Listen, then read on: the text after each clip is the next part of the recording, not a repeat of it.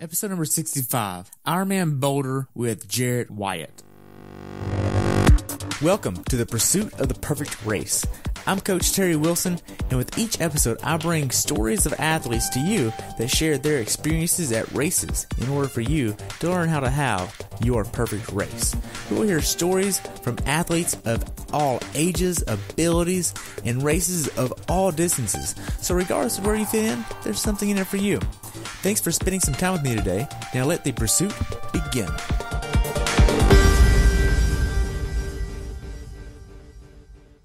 Hello everyone, and welcome back to the pursuit of the perfect race. Today I have the pleasure of talking with my friend Jarrett Wyatt about his race at Ironman Boulder in wonderful Colorado, where he had a time of 14 hours, 40 minutes, 53 seconds. He's been doing triathlons now for 7 years, and he's been in endurance sports for 8 years now.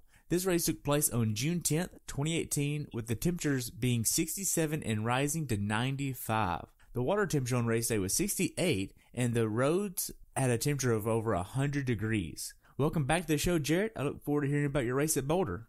Pleasure to be back. I'm excited to talk about Boulder. It was an interesting race, for sure. Well, good. I'm glad to have you back on and have a little bit of your time today, and I really look forward to hearing about your race. Excellent. Yeah, I'm looking forward to chatting about it. Great. So what made you want to do this race? Well, actually, I signed up for Boulder. I'd already done it one time, and I needed to validate for the KONA Legacy program. I needed to get at least one full Ironman in a year to keep my qualifications up, and this was my one for the year. Unfortunately, I got a notification early on that I wasn't going to be able to go to KONA in 2018, so I said, I'm going to go ahead and sign up for Arizona, too, because I love Arizona. It's my local race, and I didn't do it last year and volunteered, but I was super excited about it. And so signed up for Boulder and signed up for Arizona. Nice. And then maybe Ironman let me know that a little bit late that KONA was in the works, and so now I've got three full Ironman this year. Wow. So they didn't just let you to defer Arizona to KONA? No, they won't let me do that, of course. And, I figured, it is what it is, and if it's meant to be, when they offer it to you, you take it. And I wouldn't miss doing Arizona. It's just going to be my my glory fun race. So. Exactly. Whatever happens, and it's just a victory lap. Yeah, absolutely. It's definitely not going to be a quick one, but at least it's not too far to go. Right. So how was your training going into Boulder? Actually, training going into Boulder was really good. I've been, knowing that I'm going to KONA, I've been really diligent about hitting everything, been hitting my numbers well, intervals well. A little bit slow on my run, but, still keeping it real and getting after it, and had a lot of support from buddies and stuff that would come out and run with me, and my trusted bike crew that's always there for me. So, training actually was going really, really well, and was looking forward to a really good race. Good. Now, you're still using the same coach, right? Yeah, Cheryl Miller with Miller Endurance. Yep. Okay. So did she put together a solid plan to how you want to attack Boulder? Yeah, absolutely. She's really good. She knows me really well. I haven't done a single Ironman without her coaching me. So she knows my strengths and weaknesses, and she set a plan up for me with being really conservative on the bike, because that's my strength. But we wanted to make sure that I had plenty in the tank for the run. And I had proven last year at Texas that really worked well for me. I don't need a crazy fast bike split. I know I can get one. But if I dial it back, 65% of FTP, 70%, it lets me have some legs for a nice strong run. Okay. Now, I know at Oceanside you used your road bike. Did you use your road bike here at Boulder? I did not. I went ahead and transitioned back over to my tri-bike. I had actually hit St. George in there before this one also, and I still was on my road bike there. I love my road bike, I must say. But for the last about 2 months, I've been riding the tri-bike pretty consistently. Okay. Now, in regards to your training going into Boulder, what was the most hours you trained in 1 week? Ooh, that's a very good question, and one that I could probably answer if I pull up Training Peaks real quick. Hold on, I'll tell you. It was probably looking pretty close to between 18 and 20 hours. Okay. It doesn't have to be exact. Okay, that'll work then. Okay. So what was your longest swim like? Longest swim, I do believe it was 5,000 yards. Just a straight swim in the pool. Went out and did some open water swims around 3,500. Just, a couple of those long, dreaded straight through swims. Generally, I like to swim the master's program and, break it out. But, definitely a couple of long ones, open waters. Okay. What was your longest bike and runs? Longest bike, 100. Longest run was a 20. But my least favorite workout is always the dreaded 100-mile bike, 10-mile run. I never seem to endure that nearly as well in training as I do during a race. And it's usually right towards peak. So it's a nasty little booger. Okay. Now, did you do any strength training going into this race?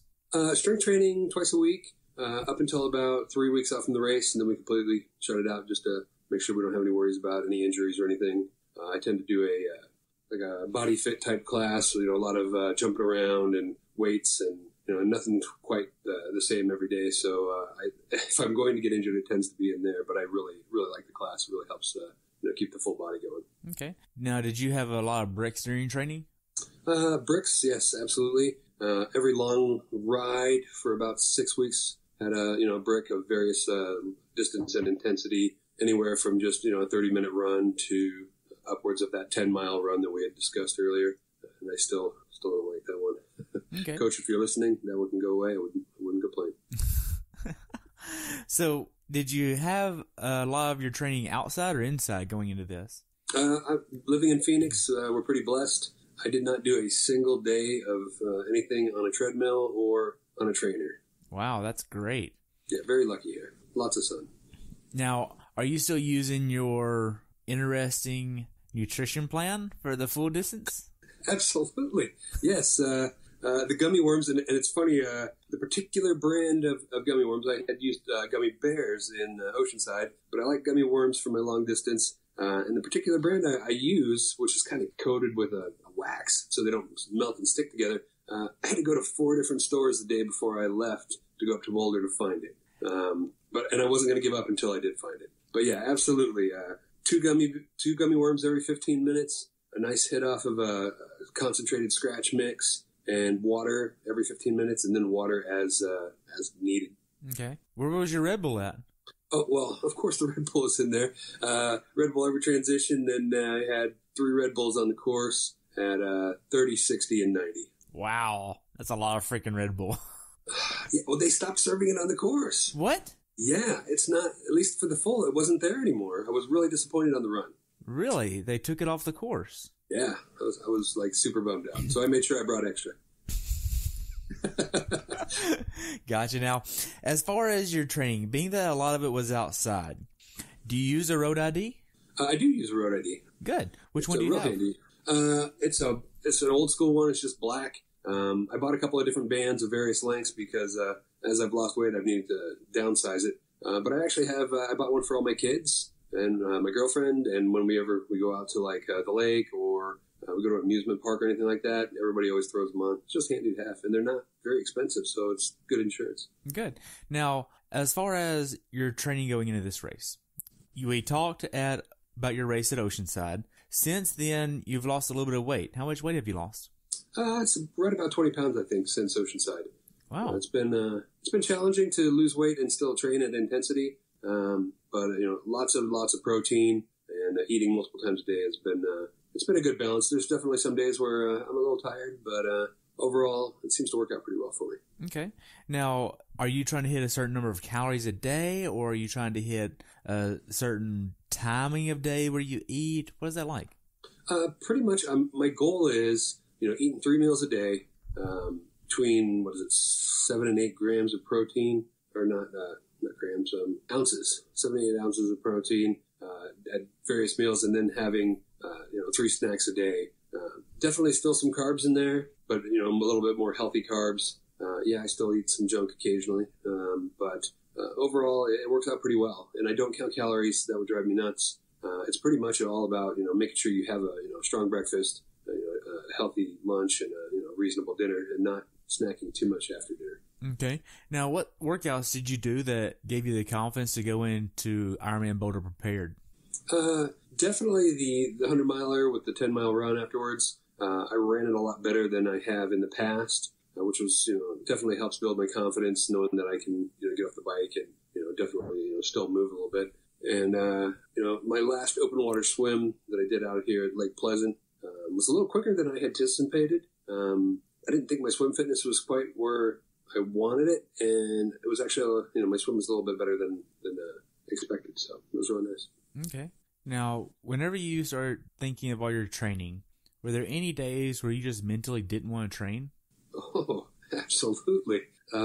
Life's been pretty crazy lately. I just bought a new house and moved within, I'd say, the last 3 weeks. So, having a move and, having a full distance race, there's definitely days where I just didn't want to get up and do it. It's sometimes the motivation is gone and you just got to kick yourself out, or, I'll make sure I let my girlfriend know I know tomorrow's going to be rough, so, make sure I get out of bed. And, be honest, there's a couple days where I missed. And, it's sometimes you need that little recovery day and mental health and a little extra sleep occasionally. Still got 2 young kids, and so sleep is definitely not very available, I should say. Okay, so when you're not training or racing, what are you doing? When I'm not training or racing, let's see. I'm in a fairly new relationship. Got 2 young kids, 13 and 7, both girls, so handfuls. Love them to death. We love to go out to the movies. We like to go out and do things outside. I need to teach my youngest how to ride her bike because my oldest one really enjoys that. But she's got a little tag along that connects to the back of my bike, and the younger one will jump on that and ride around. I've got work, new job. I've only been there for about 3 months now over at PetSmart. Loving that job, but anytime you start a new job, it's always a challenge. Man, other than that, there's not a lot of other free time for pursuing other hobbies. Unfortunately, right now, between doing the housework and yard work and trying to keep everybody happy and spread the time as much as I can, because triathlon's a pretty selfish sport, so you got to make sure you spread it around and make sure everybody gets the time that they need to keep the relationships going. Good. Now, how big of an issue is balancing life, work, and training? It's probably one of the most difficult things for me. In the past, I've been really poor with it, and felt like I couldn't miss a workout, and it came first in everything. But over time, I've learned that if you have to miss something, you miss it, and you don't worry about it. You don't think about it. You've got a whole ton of workouts to rely on. Missing one here and there is not the end of the world, and and this is not how I'm putting food on the table. So its hierarchy is a little bit lower than it used to be. It's because you got to keep everybody happy, and when the kids aren't happy or your significant other isn't happy, ultimately you won't end up happy. So it's worth spending the time. Absolutely. Wow. Now, as far as tips for other people that other people can learn from on managing the balance, what tips would you give? Tips. Let's see. Make sure you plan out some special time for everybody in your life. That's close. Like make sure you have a date night planned every couple weeks, because that's super important. And you might have to get up early in the morning and go for your ride, but sometimes you need sacrifice, and either you get a little bit less sleep, or you ride a little bit later and you have to deal with the heat. But you want to have that person there for you and supporting you. It makes life so much better, and it's nice to have them at the finish line too. Same thing with the kids. I make sure that I have time for each of them independently and time for them together. Just little bits of time, or spending some time playing a game, or I like to take the kids out to donuts. It's my guilty pleasure on Fridays. So, and today's Friday, so yes, we did go out and have some donuts this morning. So y'all have a little tradition where y'all go and get donuts every Friday? Every Friday after my swim workout, yeah, I'll get them up, make sure they're up, and that's usually a good motivator to get them out the door. So, but yeah, it's something that it's the daddy-daughter thing, and it's our special time. So that's awesome. Just making sure that everybody gets a little time, and it doesn't have to be a ton. It just has to be something special for them. And let's see, other than that, don't worry so much about missing something. Like I said earlier, we're not professionals. If you miss a workout, don't worry so much about it. As long as it's not one of your big key workouts, don't try to make it up and, load yourself up with 3 workouts on one day. That doesn't help anybody. So just don't stress about it. Let it go. Do your best. Try to hit your workouts, but, try not to let it become a habit, because that's a bad thing too. You definitely need to be consistent. That's what's going to take you to the finish line. Right. Now, whenever we start looking at all of your time going into this race, what sacrifice was the most difficult for you to make? What sacrifice was the most difficult for me to make? Whew, that's a good question. With having to move, it was difficult. I'm pretty much a control freak when it comes to a lot of that stuff, and having to do workouts and pack and start moving and all these different things. My girlfriend handled a lot of that, and it was difficult for me to let go of that control. I know that's probably sounds like a pretty poor thing, but it's one of those sacrifices that it kind of hurt a little bit, Would you be where you are in this sport without her support? Oh, no. I couldn't do it by myself. I need some external motivation. I'm one of those people that thrives from others. It's not all internal. So having somebody that understands that and helps support you and is there, and like I said, will kick you out of bed when you need to, or I'm super fortunate. She's a former massage therapist too, so sometimes I get a little massage too. So that's always nice. But having somebody that's supportive is makes it so much easier. It can be done without it, but it definitely greases the wheels so much easier. Right. Now, what was your mindset going into Boulder? Going into Boulder, I was thinking, honestly to myself, I'm like, wow, this is the strongest I've been on the bike in my life. I feel really good. Taper's going really good. I've got that angsty feeling where I want to push really hard on my last little few training rides, and everything has really come together. My swims come together. And I was thinking to myself, I didn't really want to know what my coach had set for my numbers, because usually she's really good about, setting some attainable numbers that are challenging but attainable. And I got them from her, and she's got me down for pretty much a PR this time. And I'm thinking to myself, wow, she's got a lot of faith in me, based on, the workouts I've been delivering. And I was pretty excited about it. I'm like, I can do this.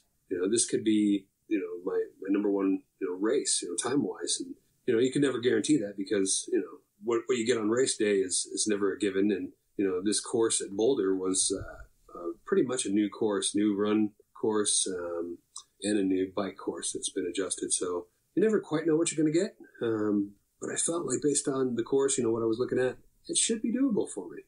Okay. What was your mindset going into it? Mindset was, just stay focused, keep under control. Don't make the mistakes I had early on in my triathlon career of, I feel good, let's just hammer it. Just sticking to the plan, sticking to your nutrition plan, staying the course, making sure that my race plan was solid, and I was prepared for some of those things that seem to happen, losing your nutrition or, getting multiple flats, and not letting it, derail you, going through that in my head, thinking, what am I going to do if I have this happen? What am I going to do if I have that happen? Just being mentally prepared for, basically anything that can be thrown at you. Okay. When did you actually start traveling to Boulder? Boulder, we left on, I think it was the 11th. Let me check real fast for you. Well, the race was on the 10th. Oh, the 6th, sorry. I came back on the 11th. So we drove up on the early morning on the 6th. I think we left here around 4 a.m. Got up there around 6 p.m.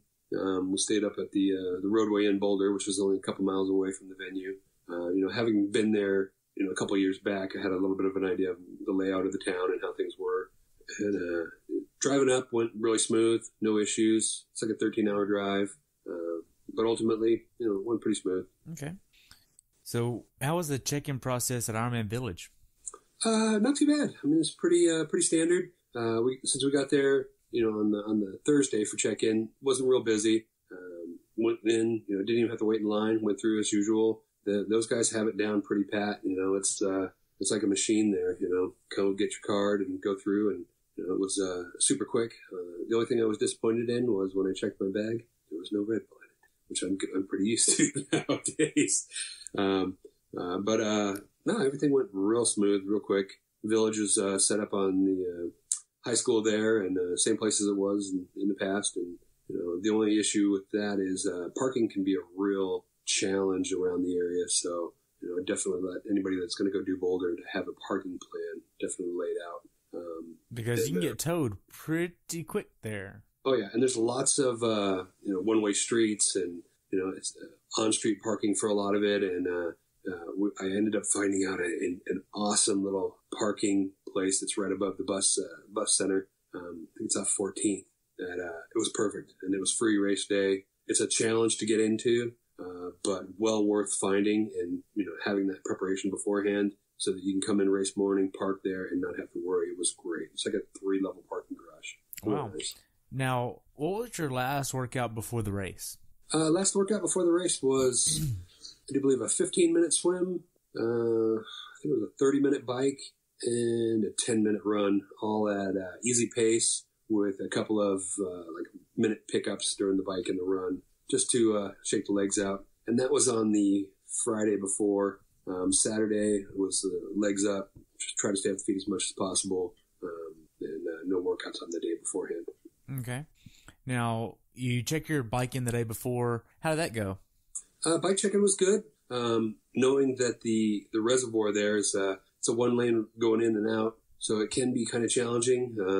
I knew not to go too early or not too late, right around mid part of the time. Cruised right in, no waiting. Since again it was the second time I'd been there, I kind of had an idea of where everything was going to be at. Even though this time they did have T1 and T2 both at the reservoir, it was still set up pretty much as it had been in the past. Okay. So, getting in there, getting out, plenty of parking there. It's a little bit of a walk from the park to where you drop your bike. Same thing, race morning. It's where they drop you on the bus. It's a little bit of a hike over there, but it gives you a chance to cool down and think things out and be ready. Okay, so as far as your meal the night before the race, what did that look like? That was Italian. Went over and had some spaghetti and some meatballs, and I shouldn't have, but they had some roasted olives on the menu, so I had to try that out too. I love olives. A little bit risky there, but I figured it was worth it. But yeah, normally for me it's pizza or pasta, depending on who I'm with. And the gal I was racing with was, that's her big thing is pasta. So I was glad to head over there and chow down on that. Okay. And of course we did it real early. I think it was like 4:30 or so that we could get to bed pretty quick. Okay. After that, you try to get in bed. What time do you try to get in bed? I think we were in bed around 5:30, and the gal I was with, she's in the bed next to me, and she was sawing logs within 5 minutes, and I was so jealous. I'm sitting there surfing the web, checking email, checking Facebook, probably till about 7:30, and then I was finally able to knock out, which was nice. And slept fairly solidly. Woke up, 2 or 3 times. I refused to even look at my watch because that always happens, and you're always staring at the watch. And I knew if the alarm hadn't gone off, and there was no way that her alarm and my alarm couldn't have gone off without one of us getting up. So I just refused to even look at the watch and went right back to sleep. I have a certain alarm clock I use on race day. I picked it up at a truck stop. It's called a Screaming Meanie. I put it on high and mentally, and it rests assures that my subconscious will not sleep past it. It operates on a 9-volt battery, and it's like 180 decibels. Oof. You're not sleeping through it. And if I sleep through it, I'm sure that somebody rather next door or my wife will not sleep through it. It can be on low and it scares the crap out of her, but for me, I wake up with a heart attack. That's how loud it is. It's like, oh, like that. That's one of those alarms that you wake up right before just so that you don't have to hear it. Yes. It's like you mentally know. Yeah, it's like, I'm going to turn that thing off so I can get up. Yes. But if I set that the night before a race, I can physically go to sleep and not have to have that inkling of, am I going to sleep past my alarm? Because for me, that's a fear, and it's like, I don't want that. So I can set it. I'm good. Oh, yeah. I think we all have that fear of showing up late. The swim's already gone off. Oh, yeah. I have those nightmares all the time. They don't seem to go away, and I've been doing this for quite a long time. A lot of the other stuff went away. That doesn't seem to go away, though. Right. So what time do you get up on the morning of the race? We got up at 3:15 just to get up, make sure we, ate some breakfast, a couple of bagels, some peanut butter, a banana, let that settle, not have too much of a rush, go through your checklist, make sure your morning clothes and stuff's all ready, that you got your timing chip on, and double check before you head out the door. And also, it was part of our parking plan, because not knowing how busy that garage was going to be, that was a big stressor a couple of years ago when we were there. was trying to find parking in the morning. So we wanted to be there early, get in, and get a parking spot.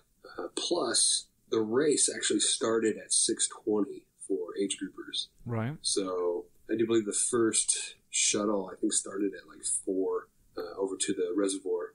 So we're there pretty early. How far of a commute is that on the bus? It's only like a 5-mile drive, so it's not too bad. It's not like St. George or, Silverman where you had like this 15, 20, 25-minute drive. It was a really short one. We were on the first bus. It was exciting. It felt good. Just to get it done and get it over with and get into transition without a ton of people, go pump your tires up and get that all out of the way early. Okay, so you get to pump your tires up. What kind of PSI are you using?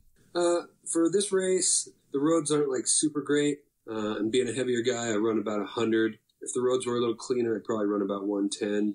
But 100 seems to be pretty tolerable, and they're 25-millimeter tires, so they run pretty well for me with that. Okay. Now, as far as your race day nutrition goes, are you trying to hit a certain number of calories per hour?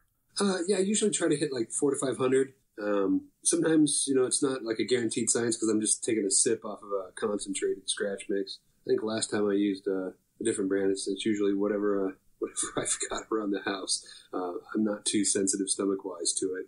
So as long as it's I'm getting some calories out of it. Yeah, ultimately, we'll talk about during the bike, but I did run out of calories. So. Okay. Now, as far as setting up transition, you have your bike on the rack. It's a clean transition, and you're putting everything where everything goes. What are you doing with your phone? So I have my phone with me all morning until I put that wetsuit on. Once the wetsuit goes on, phone goes off, it goes into morning clothes bag, and that gets handed off, and then the day really does start. Once the phone's gone, it's real. So until then, I'm still kind of screwing around. And of course, you get some of those, morning photos, and you always got to take a picture of the bike on the rack, and all that kind of stuff. So gotcha. I'm still not over that. It's still fun and fresh. Just in case somebody steals your bike, you got to have a picture of it on the rack. That's right. And they were actually, in this particular case, I made sure to take really good pictures of both sides because they were transporting the bikes back to the high school in trucks. So stressed me out a little bit. What? So yeah, definitely made sure that, that there was definitely photos of them. So they moved your bikes for you to the race site while you were on the run. Yeah, it's I think one of the major complaints about the race in the past had been the T2 transition was at the high school, and it was really, really long. It was. I remember that. Yeah. So I think that they figured they'd try it a little different. Plus, it changed up the run course a bit. So yeah, both T1 and T2 were at the reservoir, and then they shipped the bike back to the old location of T2 and set it up there on a rack. I don't know. I mean, what would stop them from saying, hey, we're just going to leave T2 or T1 and T2 where it is. You just come back over here within the next day or so and come pick it up. I mean, if you kind of factor in the cost of transporting all the bikes over there versus paying 2 security guards to watch transition, it's going to equal out. Or you might have some left over. Yeah. I think they're going for the convenience factor. I know that the race numbers at Boulders haven't been quite what they would like to be, but I did hear they did, re-up till 2020, so that's kind of nice to hear. But, considering that's kind of a mecca for triathlon, to have the lower numbers is not great, and I think they're trying to do everything they can and taking, all the criticisms about the race, and they're trying to improve it, to have the best race day experience they can. And to have to think about going back and getting your bike, or let's say you had a DNF or something, and then the logistics of having to go back and get it. I'm glad they made the decision to eat the cost on that, but yeah, it does stress me out. I don't really like anybody else, touching my bike and, from a shipping standpoint, because, they're expensive pieces of material, and, even a scratch, if I didn't put it on there, a scratch just bothers me, Yes. If I put it, it's okay. And you're not the only one that feels that way. I've talked to 2 owners of P5Xs, and they understand. It's expensive. Yeah. Don't mess up my bike, please. Yeah. Yeah. Now, whenever you put the wetsuit on, that's when your day really starts and you start getting in the zone. What kind of wetsuit are you using? I use an Xterra. I'm a sleeveless guy. No matter what the temperature is, I just can't swim in a full suit. It just feels too restricted to me. I start getting a little claustrophobic. I forget which one it is. It's from a couple of years ago. It was one of their top of the lines back in the day. I think it's a Vengeance. Real supple, real easy to tear. And for the first time of any race, when I put the wetsuit on, I started to panic a little bit. Really? I started to hyperventilate and stress out, and I couldn't get it on comfortably, and things were bunching up, and I kept pulling it off and putting it on, and I've never had that experience at any other race. And my race partner was there, and she's like, just to stop, take it all the way off, and breathe for a minute, and then put it back on. And I'm glad she said that, because it went right on perfectly. I think it's probably the most comfortable I've ever had it during a race, because I only wear this race during or this suit during races. And it was pulled up nice and tight. It felt really good, and it was relieving mentally. I just that all that stress just went away, and it was really weird. It's just I put on a wetsuit hundreds of times and never had this issue. So I mean, any given day, you never know what's going to happen. So now it's on my list for things that can happen in the future and how to be prepared for it. Okay. Now, one of the things that I do whenever I put my wetsuit on, two things on this before we move on, but one, I think you should try the Roka Maverick with the full sleeve. They have what they call the arms up technology, and you can literally go like this here. It feels like there's nothing on. So it's really cool. Second, whenever you go and put on your wetsuit, are you putting it on inside out? I do. I put my feet into it first inside out, and then I bring it up just like you would take it off. Right. Okay. And generally that works super well for me in the past. And I laugh at other people that try to squeeze their legs through it. And I'm like, you should try it this way. This is the real way to put it on. But for some reason, just this day, it just wasn't working. I just couldn't get it where it was supposed to be. And I was just overthinking it, I imagine. I was probably a little stressed out about the swim. Were you using enough lube? Oh, yeah. And I had a little bit of tri-slide. And then what's the other fun one? Body Glide. Body Glide, yeah. A little bit of Body Glide down by the calves. Cause, trash bags? Were you using trash bags? No trash bags this time.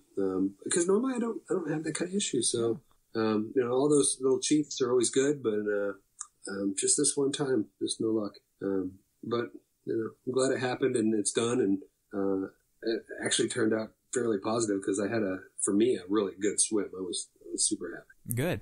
Now you get to the swim. Are you putting your goggles on underneath your cap or above your cap? I'm an over my cap kind of guy. I've never had them knocked off during a race. Find some wood here, but it just bothers me when I have the cap over the goggles. I know it's the smart thing to do and the safe thing to do, but I'm not a super aggressive swimmer when I'm in a pack, so I tend not to have to worry too much about getting clobbered. I'm not at the front, battling with tons of other quick people for supremacy, taking all the punches and kicks. So it's not. I'd rather go for a little bit of comfort, and that's kind of how I roll with that one. Okay, so the gun goes off for the rolling start. You get in. How does the swim go for you? Actually, step back a little bit. I had taken a couple of swims in the reservoir in the days prior, short swims. And when I first got in, it stressed me out. I had a real hard time breathing. The effort level I had to give for a swim there was a lot higher than I had anticipated, especially since I had swam there, in the past, a couple of years prior, and it didn't feel like that. I felt like last time I was there, the altitude didn't bother me at all. So I was a little apprehensive, getting into the water during race morning. But ultimately, it was great. Water temperature was perfect. Water was, glass smooth. And the sun was perfect enough that it wasn't really in your eyes, and it was giving just enough visibility in the reservoir to draft. It was like about a foot and a half in front of your hand. You could still see fairly clearly. So, catching on to somebody and drafting was great. I was really pleased because last time I was in that reservoir, it was a lot more cloudy. So it was, conditions for a good swim were great. With the rolling start, I got in with a bunch of people about my speed. I was able to, draft off a couple of gentlemen in the beginning, one down the whole length. And, I think he got a little bit tired of me drafting on him. So he kicked it into high gear, and, it was a little bit too much effort for me. I was looking down and catching my yardage time on my watch, and I was way above where I had expected to be, considering how I had swam in my test swims a couple of days prior. But made that first turn on the first buoy, and I found another person to draft off of. This one ultimately got a little bit tired at some point.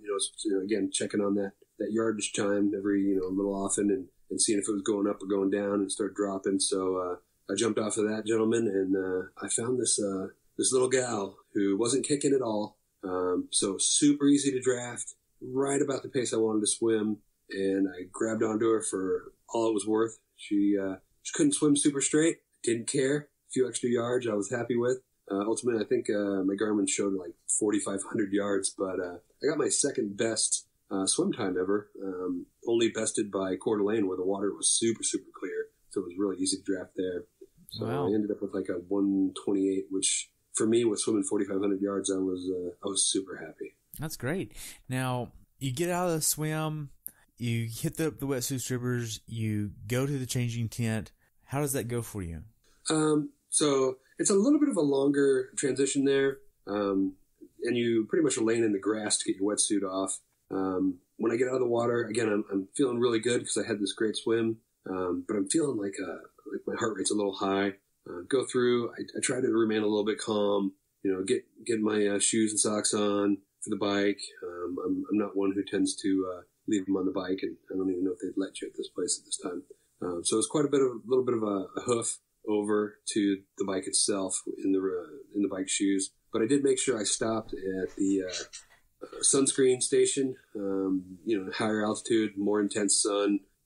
Supposed to be hot that day. I wasn't real sure on the cloud cover, so I let them just coat me with sunscreen, and I looked like a fool for a while, but I was quite happy, and I only ended up ultimately with a little bit of sunburn afterwards. So I was glad I spent the time there.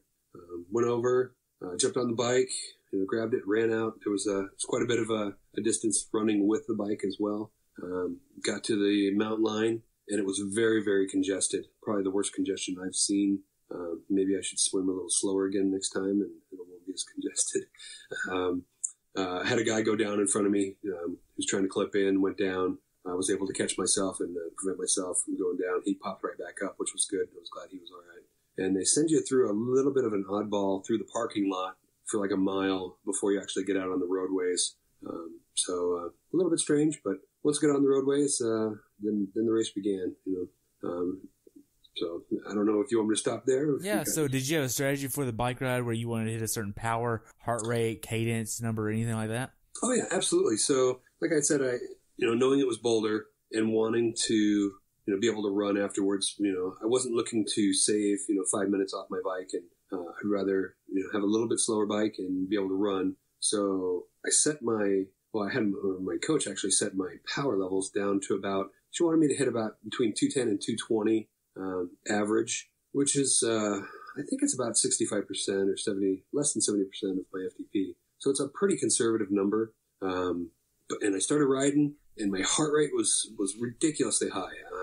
I don't know if it was just the excitement from the swim or what, but it was really high. I stayed right in my power number, maybe a tiny bit high, maybe 225-ish.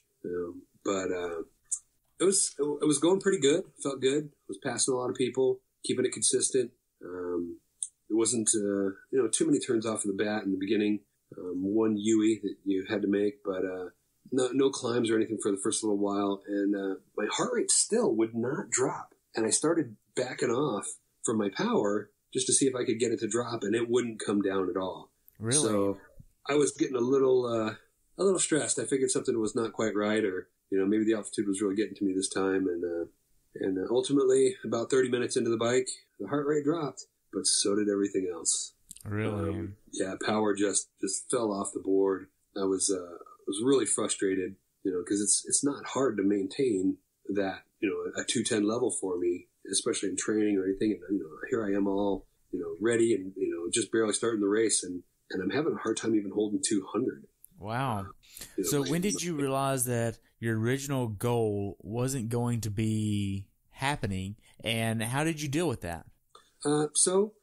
Yeah, it was about 30 minutes in when I realized when the heart rate dropped, and then sort of the power, that I'm like, it's not going to be there for me this day. There's not going to be a PR, but ultimately you'll get to the finish line. There's no doubt about that. It's just going to be a little bit slower. So just maintain what you can and try not to overstep. Make sure you stay good on all the other things you can control. Make sure your nutrition's on par. Make sure you're staying positive, you're smiling, because control the things that you can control. I can't control that it got really hot and it got really windy, which it was not in the forecast. But I just, buckled down and, I said, I'm just going to enjoy it. I'm not going to get too stressed about it. When there's some nice downhills, I'm going to enjoy it and I'm going to rip down them. And when there's some climbs, I'm going to make sure that I'll give it what I can without, trying to burn a match, if I even could deliver at that point. And, just watch the miles tick off. And that's what I did. I just kept, real good on stuff. The only problem I ran into was, I had planned for about, 5 hours, 15 minutes on the bike, and it took me closer to 6 hours. So I ran out of gummy worms and my scratch. So I started taking on some Gatorade Endurance from the course, which, it's not bad. It's just not something I was planning for, so I don't know how calorie dense it is. But I was hitting that as good as I could and, making sure I drained a bottle of water between every aid station. And anytime I thought about drinking, I drank. Probably still not enough. I think I was a bit dehydrated off of the bike.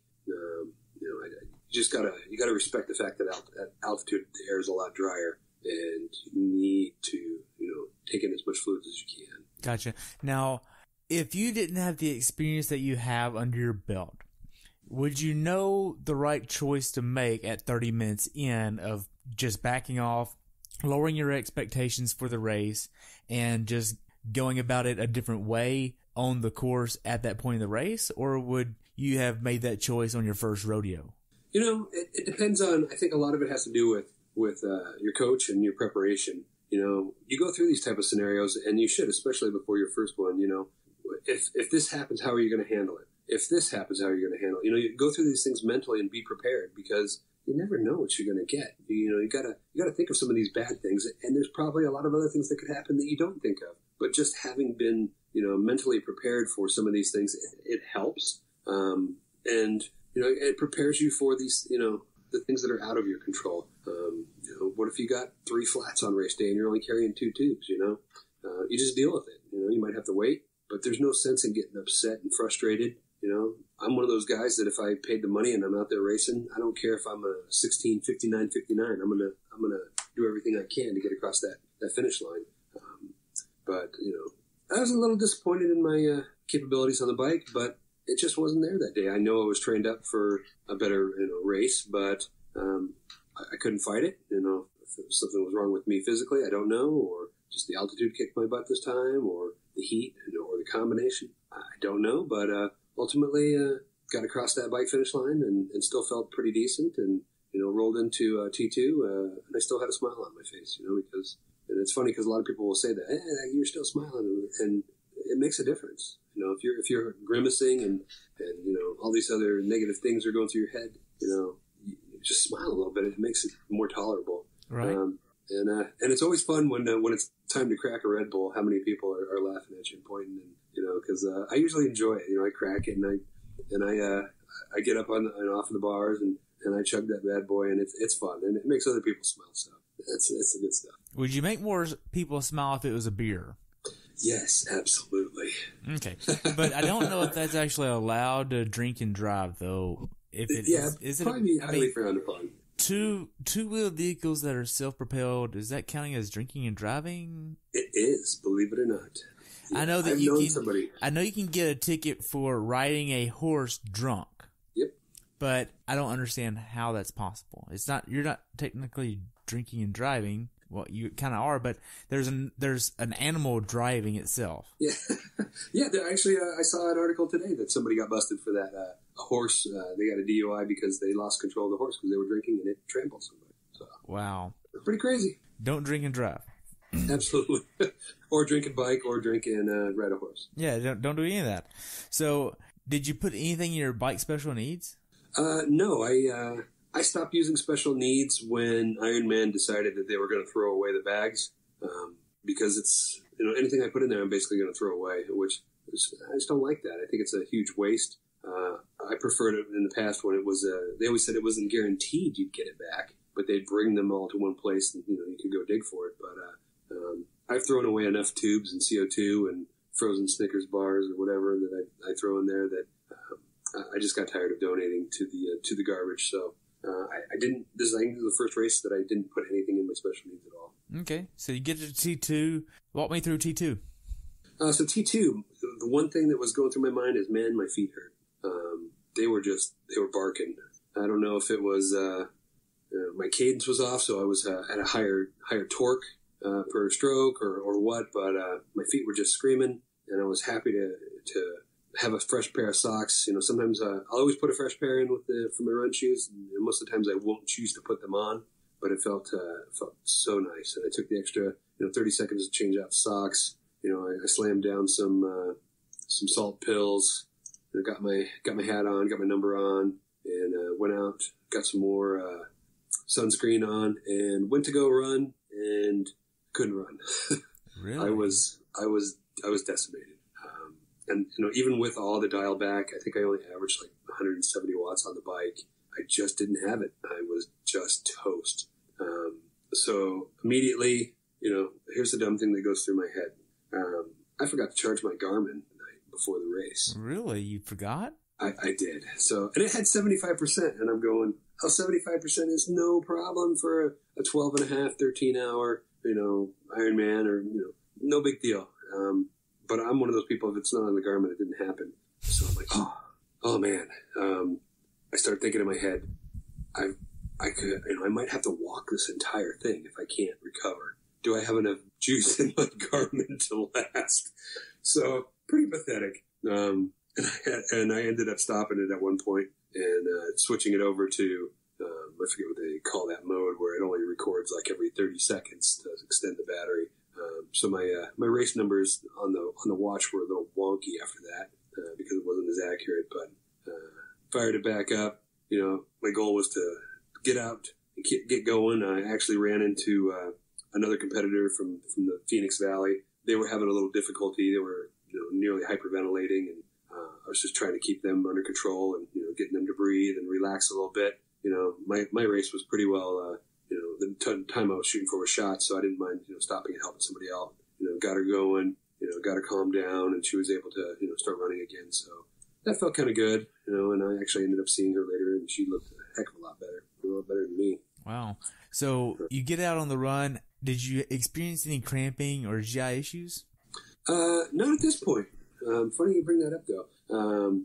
So I get out and I get to the first aid station and it's stop by the restroom, and it's quite noticeable that I'm dehydrated. So I get out and I pound down a bunch of water, a little Gatorade, and just try to walk it off and let my body come back to some homeostasis with some fluids, and it just kept going, and it's I think it was almost another mile before I could start to hoof it a little bit, started to pick it up, jog as much as I could, and then go back to walking, and it's funny, all those race day friendships you make with people out there that are suffering too. There was a cop that was out there carrying the blue line flag, and I was chatting with him, and we were going back and forth. It was kind of fun, and just making the best of it. The race, they knew it was going to be hot, and they handled it very well. They had lots of ice on the course, and they had something that I had never seen before, which I thought was great. At like mile 6 or 7, they had tube socks full of ice. Right. They were handing out. Super handy, super, wrap it around your neck, and, it just really helped a lot, especially for, some of us that were a little slower out there, that were going to be out there for a while. And you could refill it, at a station with some more ice if you needed.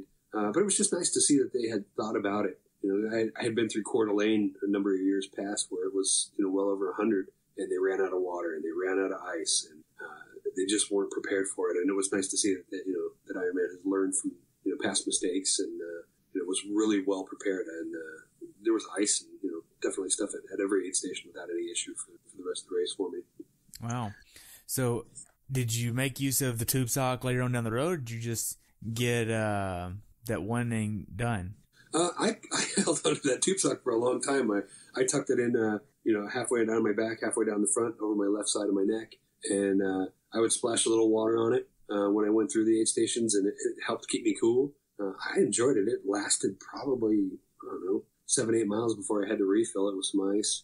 Now, was that nice. Was that Ironman's tube stock, or was that some volunteers that knew what they were doing and they just brought some? No, that was an Ironman at a official aid station. They had went out and I heard that they bought like 2,000 tube stocks, and I had heard it in passing before the race that they were doing this, and I was like, I don't believe it until I see it, and it was there, so it was kind of nice. Wow! And being prepared for it and looking forward to it was nice. I think they should have, announced it more so some people knew, because I spoke to a couple people who didn't even realize that it was available. Because some people are so focused, they just plow through the aid stations, and it was really nice to have. I really enjoyed it. That's something new that I haven't heard of, but man, that's a good idea. Yeah, something simple, not too expensive, and serves the purpose. I mean, it was great, and they were like freezing cold when you first got them, and you actually had to throw a little bit of water on them to get some of the coolness, because the ice was so cold. It wasn't even melting for a little while. Wow. So how was the support on the course? Support was great. New run course. They reused a portion of the old run course. Hopefully like concrete. Most of it's on concrete path. I felt like there was, a good amount of people out there. There's a couple of dry spots, but you expect that at any course. But the salt guys were out in a little strange place. I always forget the name of that salt company, but they're always alive. They had the base salt guys. They have a tent out in the middle of nowhere with tunes cranking, and they're so excited, and it's always energizing to go through their area. Wow. So you get to the halfway mark of the run. How are you feeling? I kept checking back on, how am I time-wise? I wasn't running that fast, and it's funny, again, you mentioned that, because I started stressing out about, am I going to run out of time? It just goes through my head. I like to be prepared, and I didn't know what time I started. Back in the old days, it was 7 o'clock. No matter where you started, it was 7 o'clock, and it was midnight was the cutoff. And now your time is based on when you start to swim, when you go across the timing mark. So I ended up ending my run that I was tracking on my Garmin again, pulling up the statistics from when I started the triathlon mode on it, and finding out I was about 6:38 in the morning that I had started. So I'm going through, about halfway through the race, and I'm calculating in my head, I could go this slow and still make it and have all this time. And I play all these numbers games in my head every single time. And, about that point, 13 is where else I salt up again. I always bring a package of salt tabs and, choke those down, and, just started, to me, I'm halfway done. I did the bike, I did the swim, but until you get halfway through the run, it's not halfway done. So now, I can start counting down the miles, and, it's great. I'm starting to feel a little bit better. It's cooling down a little bit. You've gone through the main area of the town where the race is, and you get all that energy from the people, and it really makes you feel good. And, you start running along the little creek bed there, which is nice, and just having water around always makes me feel better when I'm running. And, I started to pick it up, and I always feel guilty when I'm around people walking, so, running a lot more, and I got up to, I think it was about mile 15, and I know technically it's illegal, but there was a gentleman who had ice-cold watermelon that he was cutting up on the side of the race course, and watermelon's one of my, I have to have it. It's always bad for me on a race. It goes through me like liquid, but it just was like, it was gold. And so I grabbed a piece of watermelon, and I started hoofing after that, and got to the turnaround up on the corner, and got down to mile 17, and then just things started going really good for me. I started running a lot more. I switched over to a pattern of walking 1/10 of a mile and running 1/3 of a mile, or 0.3 mile of a mile, and it's amazing how much time I started making up on people that I saw in turnarounds, and just getting through it a lot quicker, and how many people were like, wow, great pace, when you start running, your 1/3 of a mile, and it made me feel good. And I was suffering, towards the end of my little run there, but I always made sure I got through it, and the miles just started to drop away a lot quicker. It was nice, got in a rhythm. So that last, was it like 9 miles, just fell away a lot quicker. I mean, so I definitely had a negative split, but man, that last third was a heck of a lot quicker, and I just felt so much better. Wow. So what was the funniest thing that you saw on the run course? The funniest thing I saw on the run course, graffiti on the side of a building, big painting. It was very inappropriate, but very amusing. So it definitely made me crack up. Some of the people dressed up, like those guys in the base salt, they always crack me up too. But Yeah, it's definitely, if anybody's listening that actually did the race, they'll know exactly what I'm talking about when I say the inappropriate spray painting. It was amusing. Wow. So as far as the run goes, mentally, how hard was that? It wasn't that bad for me. I've suffered through a lot of races, some of them particularly slow, and this wasn't nearly as bad as it had been in the past for some of them. And I felt bad for a lot of the people that were, native Coloradans and stuff, such that this heat was pretty, oppressive to them. They were suffering. And, I'm from Phoenix, so it actually wasn't too bad for me. I'm used to training in hotter weather, so the run wasn't that bad for me. I kind of knew the course, even though it was a fair chunk of it was new this year. There was some shade. There's a lot of green, a lot of support on the course, so it definitely helps me get through it. And it's fairly broken up now. Since you got that run in from the reservoir, it's easy to break up into 3 different distinct pieces. The run from the reservoir to the actual main course was like 7 miles or 6 miles, and then you have 2 10-mile loops basically. So being able to break it up made it nice too. Okay. Now, how are the final 2 miles of the run course for you? They were long, and I think other people will say that too. I think that they were long. I think something was marked wrong. But those last 2 miles, there's a ton of people there, and you can hear, Mike Riley. So it's really exciting. And then, 2 miles out, there was all these flyers out that they had put out saying, you're 2 miles away from your finish. 40 years ago today was, or 40 years ago was our first Ironman. And it was like a really motivational type writing. And it was great to see it the second time through. It was not so great to see it on the first loop, let me tell you. Because there was definitely more than 2 miles to go. But it's awesome. And I was still, maintaining that strong, walk run balance at that point. And how many people are just, super excited and everybody's cheering for you and pushing you on. And, knowing I had tons and tons of time and, coming around to the chute. And I've learned, in the beginning, you get super excited and you just blast down the chute.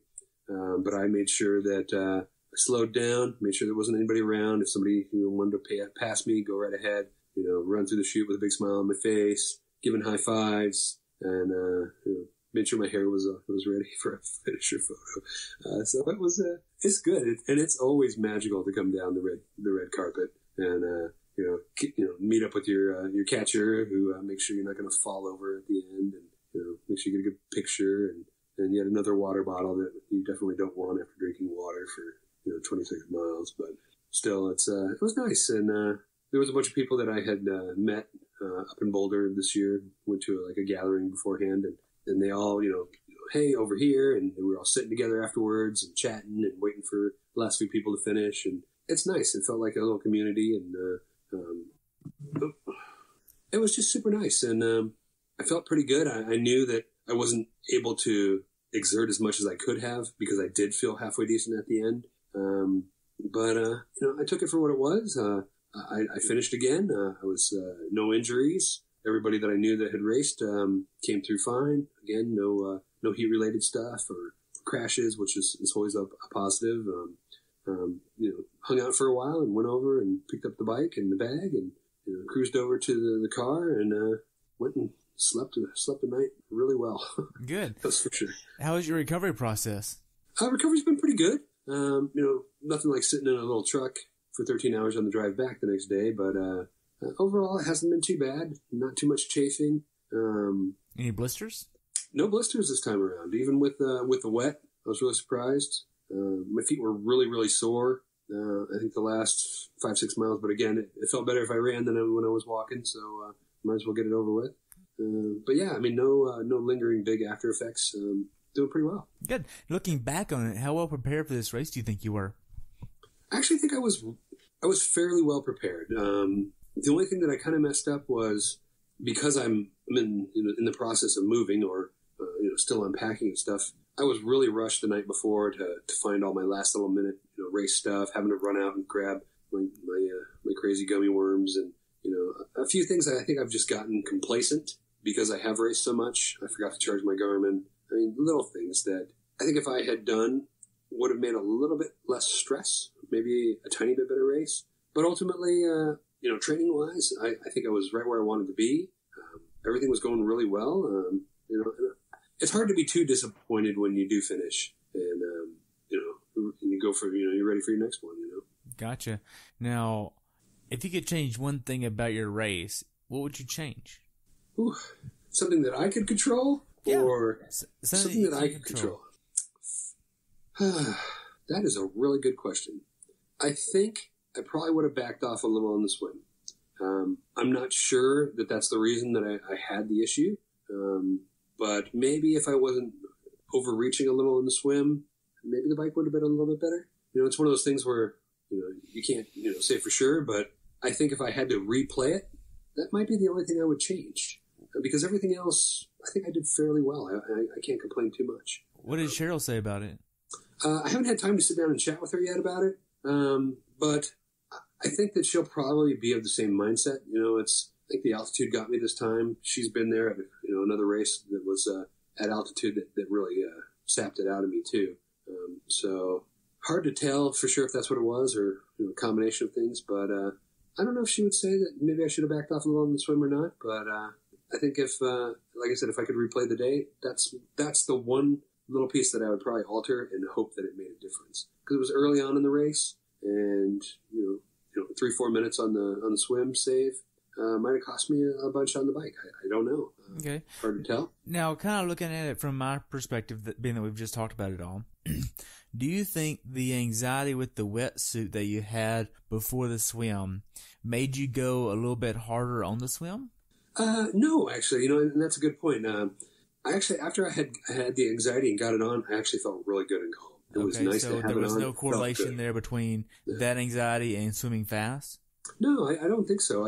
I had a target number in mind, and something that my coach had set, and I felt like I should be able to hit it, and I wanted to hit it, because normally a little overexertion on the swim doesn't really cause too much grief for me. So that's why I'm saying that it could have been the issue or not, but ultimately I swam pretty well for myself on that day in those conditions, and that would be the only thing I would maybe adjust. But overall, it is what it is, and I think I did the right thing on that day, and with what the knowledge I had. Okay. Now, what's something that you learned from this race that you'd like to pass on to someone who hasn't done this race before? This race, know the course, especially the bike course, although that seems to adjust a lot. Keep in your head that anytime you're heading towards the mountains, you're going to be going uphill. It might seem like a false flat, or, it might seem flat, but it's probably a false flat. So if your power numbers seem a little high for the speed you're going, don't worry about it. Stick with your power. Maybe pre-ride the course a little bit. There is a couple of punchy little short climbs. But it's about a 4,000-foot climbing course, so not too bad. But definitely know the course. Unfortunately, I read a couple people that missed a portion of the course on the bike and were disqualified. I thought it was fairly well marked, but I could see where somebody could get confused. So, definitely make sure you know the course. That's one thing. Right. I saw one of my friends, he got DQ'd because he didn't do the entire bike course, and he posted almost as soon as he could on Facebook. Sorry, I got DQ'd for not doing the entire bike course. I didn't cut the course on purpose. I would have biked the entire thing. I just didn't see the marker. I didn't know. So this is me admitting, hey, look, I didn't know. I tried to do it fair. I just didn't know. And I didn't know until after I finished that. I mean, he went on into some details, but it's still, I can kind of see where that might happen as well. Now, absolutely. How could Ironman have made your race experience better? I think that the bike course, I know that they're looking for safety, and the year I had done it, somebody had passed away on the bike course, and they're really trying to find the best fit for the community and for the racers and for safety. But I think that the one area on the bike, some people say, oh yeah, it was super well marked or whatever, but I just think it could have been a tad more clear where you should be. Maybe a little more well marked, like on the run course, lap 1, go here. They had specific miles on it. They would say, if you're at 50, if you're going to 56, go here. If you're going to 70, go here. Well, everybody's going to 70 at some point, right? So if you don't even think about it, you're just mentally cranking along. The poor people out there on the directing traffic, they don't know what mile you're at. So it makes it a little difficult. If it was lap 1 this way, lap 2 this way, it might have been a little more clear. But even then, it's hard to say. But yeah, I could see where, like your friend, he made a mistake out there. We're tired, you're cranking through stuff. It was a little odd, and I think that they'll fix that intersection if they stick with that same bike course. They'll make it more clear somehow, because there was a fair amount of people that I had read about that did make the same mistake. Right. So if you kind of think of that, do you think a high percentage of people that didn't do the course correctly, and the people that resulted in the heat casualties and just the heat affecting them to a point of DNF or GI issues or whatever, do you think those two combined resulted into the 31% DNF? Yeah, I'd heard that it was a pretty high DNF-DNS rate. I'm sure the heat played a huge portion of that. I saw a lot of people on the side of the road. I saw, SAG vehicles full of bikes. I felt so bad for those people. But that's also another thing, know your body, know your capabilities, and if it's hot out, man, you got to dial it back. You got to suck down some more water, and you just got to dial it back. Everybody's suffering just as much as you are. There's no reason to kill yourself. Again, I always keep that in my head. I'm not feeding my family with this. Right. So, and I would rather finish. It seems like you have to cut yourself some slack and just be nice to yourself and not hold yourself to a higher standard when things that happen are out of your control. Yeah. Everybody's dealing with the same issue. So you can't feel too bad about it. If you're a little bit slower, you know what? Probably everybody else is going to be a little bit slower too. Right. Especially if you're not, heat trained. It's a serious thing. You got to be careful, and you got to, be aware of it. And I hope all those people that did have some heat issues, that it wasn't, it's a temporary thing, and they're all out training and happy and ready for their next one here soon. But it's definitely something. I'm aware of it. Living in the valley, you got to be cautious of it all the time, of getting heat stroke and heat sickness. So right, that's something to mess with. Okay, now for first timers that are doing this race, what advice would you give them? First timers, I would definitely say try to pre-bike some of the course, especially the climbs. Just, there are not too many of them. There was like 3 per loop. They're fairly out of the way. They should be safe to bike, on days with traffic. Ride them and get the feel of how much energy you're going to expend on them. Some of them are just long and grindy with a little bit of a peak. Some of them are punchy at a couple points. They all have their own unique little nuances on those 3 climbs, but I think that it would give somebody confidence too. You don't have to spend too many miles out there, but just go nail those 3 climbs and say, that's basically the hardest part of this course. Okay. And, have that confidence of, I can nail these things. Yeah, they're not super fun, but if this is the worst it's going to throw out at me on a race day, I can kick this thing's butt. And, definitely make sure that, if it's your first time, that you get in that water. I think BAM, Boulder area multisport, or Masters, I think Boulder Athletic Masters, they throw some buoys up in the reservoir a couple days before. It's like $10 or $15 to do it, but well worth getting in that water, feeling the temperature, seeing how the clarity of the water, just having that experience is huge, especially for the first timer who's, maybe not swam that distance in open water before. Getting in the lake there, prior to the race, I think is huge. Okay. So what's next for you? Next is KONA. I'm a little nervous. It's been, a long journey for me. I'm coming in on the legacy program, where you complete 12 full Iron branded races and then throw your hat in the line. And they, like I said earlier, I wasn't accepted for 2018. So I made other plans and, set to buy a house and start a new job and all these different things that if I knew I was going to KONA, I probably wouldn't have done. But you know what? When they, out of the blue, say, hey, we've made some space and, you have an opportunity to go, you don't say no. Right. What if they take that opportunity away? And you never know. So I jumped right on it. And so KONA's next. I know it's going to be a challenge, much more climbing than there was at Boulder, but there's a heck of a lot of wind and there's heat, and it's a different kind of heat. It is super, super humid there. When I went out last year to watch some buddies compete, I went out for like a 5-mile run, and it was brutal, absolutely brutal. Set all kinds of heart rate thresholds just in that 5-mile run. Not quite as fit as I am now, but it is a wake up call. It's going to be a difficult race. I want to be able to smile the entire time. I want to finish in a reasonable amount of time, but ultimately, as long as I cross before midnight, I'll take it there. It's quite magical, and I'm looking to have a good time and enjoy it. And I know the training is going to be brutal, and I'll probably have to train a lot during the day, get some heat training in that way, which, let me tell you, in Arizona in the summer is no fun, but it'll be worth it. Good. Well, I would love to have you back on after KONA. Oh, absolutely. Since I'll be a first timer at KONA, I'm sure I'll have all kinds of fun things to tell you. And but I can tell you right now, I'm going to be crossing that finish line, man. It's going to be wonderful. And, I'll have a huge smile. You'll probably be able to see it for miles. It's going to be awesome. I'm looking forward to it. That's awesome, man. So I already know what your definition of a perfect race is.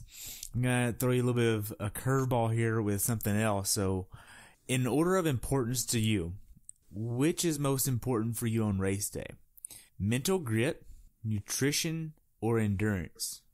I think it's mental grit, because ultimately everything else can be perfect. But if you're not mentally tough and ready for it, you can't do it. I've seen so many people that are fitter than me, that are better than me, that aren't as mentally tough as me. I think that's key. That drives your training ethic and everything else. You just keep going. I refuse to stop. It frustrates me when I see people that give up, I can't see walking 2.5 hours and finishing this race. Well, what do you mean? What do you mean you can't see it? Get off your keister, get rolling. I would much rather have a slow race than a DNF, and I'll suffer. I don't care. It's finish line or what's that? PR or ER, but for me it's just finish line or ER. You're gonna have to drag me off the course before I stop, and I think that's probably the key to ultra distance racing is the mental aspect. You can overcome a lot if you're mentally strong because you can adapt. Wow. Trust me, there's been times where let's say my nutrition was off or I lost my nutrition. There's been times where I see nutrition on the ground and I'm not too proud to stop and grab it if I needed to. Sometimes those salt pills that are on the ground, hey, if I really needed it, I'll make do with what I have to. But I'm gonna get to that finish line. Right. Well, Jared, I just want to thank you so much for your time today. I've enjoyed hearing about your race, and I look forward to following you at KONA this year. Absolutely, it's been a pleasure being on again. I'm looking forward to chatting with you after KONA. I've still got plenty of years ahead of me, and life is good, and hopefully I get a little bit of a break before Coach starts kicking me in the keister for KONA, but probably something that I can dream about. But the reality is it probably starts here next week. So right. Well, good luck, and we'll talk soon. Okay. Absolutely, brother. Have a great one. All right, you too.